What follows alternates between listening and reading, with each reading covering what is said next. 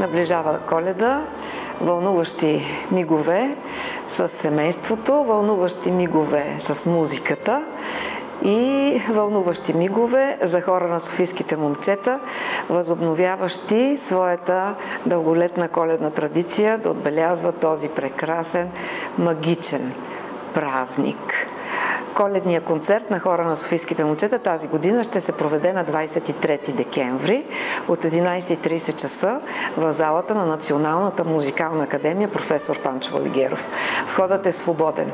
След 3 години на прекъсване на тази прекрасна за нас традиция сме много щастливи да поканим отново всички любители на хоровото пеене и всички наши настоящи бивши хористи, всички онези, които обичат коледната музика, да чуят това, което сме подготвили за тази годишния коледен концерт. Надявам се магията на музиката, магията на коледния празник, магията на емоционалното момчешко хорово пеене да допринесе за прекрасни мигове за тази годишната Коледа.